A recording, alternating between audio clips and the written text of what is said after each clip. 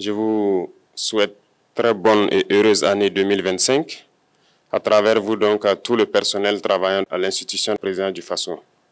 Je souhaite que 2025 soit une année pleine de santé pour vous, votre famille et vos proches, pour que vous puissiez donner le maximum de vous-même dans le travail pour le bonheur de notre peuple. Que 2025 soit une année où vous verrez tous vos projets donc couronnés de succès, de prospérité et surtout que tout au long de l'année, que Dieu guide donc notre action, nous protège et veille sur nous. Je souhaite aussi rappeler à tout un chacun que la lutte contre l'impérialisme doit être donc intégrée dans nos gènes maintenant. Ça doit être une lutte qui se mène de façon implacable et tous les jours. Parce que beaucoup de gens n'ont pas compris ce que c'est que cette lutte jusque-là. Nos vaillantes forces combattantes sont sur le terrain. Ils mènent le combat contre les valets manipulés, ces criminels qui écument nos campagnes tous les jours et tiennent bon pour amener la paix dans notre cher Faso. Autant ils le font, nos masses populaires laborieuses, que sont les agriculteurs, les éleveurs, se battent aussi également pour qu'on puisse atteindre l'autosuffisance alimentaire à travers donc l'accompagnement de tous les techniciens du ministère de l'Agriculture. C'est très important. Et autant qu'eux aussi se battent dans l'administration, nous devrons nous battre pour changer de mentalité. Cette décolonisation mentale, c'est la partie la plus difficile. Et c'est pour ça que nous tenons à vous rappeler constamment qu'il faut changer de mentalité, revenir à nos sources et nous battre. Et c'est ça aussi le combat contre l'impérialisme. Toutes les occasions nous sont offertes pour pouvoir comprendre l'impérialisme, ses manifestations. Quand je prends dernièrement les propos d'Emmanuel Macron sur l'Afrique, eh bien, tout Africain conscient devrait donc comprendre très vite tout ce qu'il a pu nous dire et qu'est-ce que ça signifie.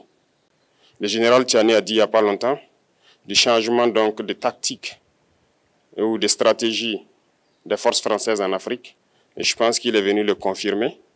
Il s'agit de dissoudre et de garder un dispositif socle.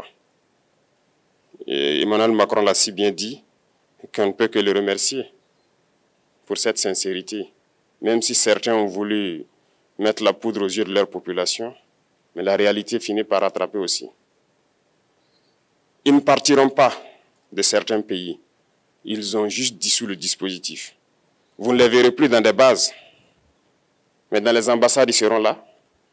Ils vont constituer des sociétés de sécurité pour sécuriser leurs sociétés qui existent dans ces pays-là. Mais les soldats seront là, mais vous ne les verrez plus en tenue ou rassemblés dans des bases. C'est tout ce que ça veut dire. Ils vont se réorganiser, mais seront là. Il a parlé de politesse vis-à-vis de certains chefs d'État en leur donnant la primauté d'annoncer donc la rupture ou le départ des forces françaises. Ça nous importe peu, on peut dire, mais tout ce que nous savons, c'est que si vous voulez une rupture avec ces forces impérialistes, c'est simple, on dénonce les accords. Tout commence par là-bas.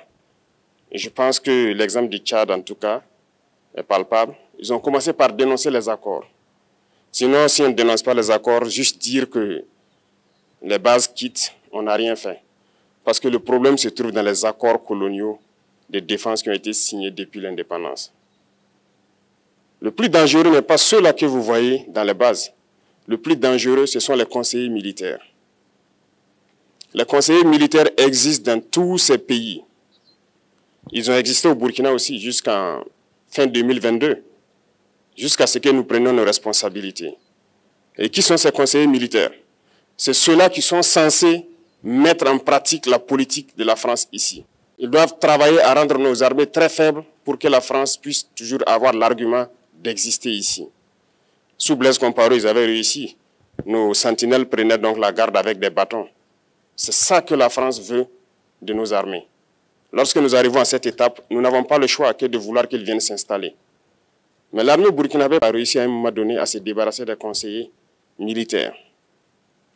Malheureusement, je pense qu'en 2019, après l'opération Otapouanou, où ces Français ont vu que l'armée burkinabé avait encore une capacité de réagir au terrorisme, ils ont appelé le chef d'état-major en France, ils l'ont instruit de reprendre les conseillers militaires dans toute la structure.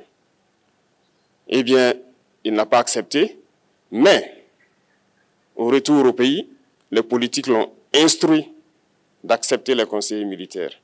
Et c'est là que les conseillers militaires sont revenus dans l'armée burkinabé en 2019. Avec toutes les conséquences qu'on connaît, l'armée était en train de disparaître dans les années 2020-2021. Et d'ailleurs, c'est le moment où beaucoup de militaires ont dû déserter parce qu'il n'y avait plus d'espoir. On était en train de s'effondrer.